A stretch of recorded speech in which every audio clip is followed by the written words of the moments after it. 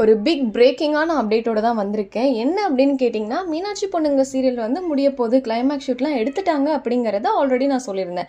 சரி, இதில் என்ன பிக் பிரேக்கிங் அப்படின்னு நீங்கள் கேட்கலாம். எஸ், அதாவது எடுத்துட்டாங்க அப்படின்னா இன்னும் 2-3 வாரம் டெலிகாஸ்ட் ஆகும், இன்னும் எபிசோட்ஸ்லாம் போகும்னு நம்ம நினச்சிட்டு இருந்த நேரத்தில் இப்போ என்னென்னா, ஆக்சுவலி கம்மிங் சண்டேவோட எல்லாமே மீனாட்சி பொண்ணுங்க சீரியலோட எபிசோட்ஸ் எல்லாமே முடிய போகுது அப்படின்ற ஒரு பேடான நியூஸோடு தாங்க வந்திருக்கேன். எஸ், எப்போதுமே கிளைமேக்ஸ் ஷூட் எடுத்தாங்கன்னா எப்படி ஒரு 1 or 2 weeks டெஃபினட்டாக போகும். பட் அப்படிலாம் இல்லாமல் இப்போ தான் எடுத்தாங்க.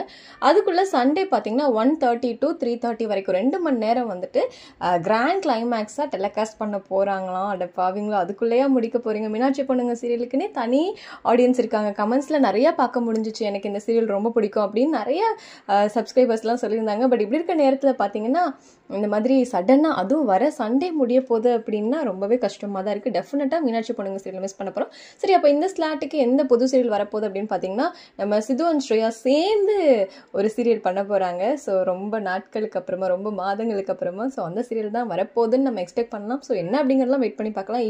ஸோ இப்போ யாரெல்லாம் மீனாட்சி பொண்ணுங்க சீரியலை டெஃபினட்டாக மிஸ் பண்ண போகிறோம் அப்படின்றவங்களாம் மறக்காமல் கமெண்ட்டில் என் கூட சொல்லுங்கள்.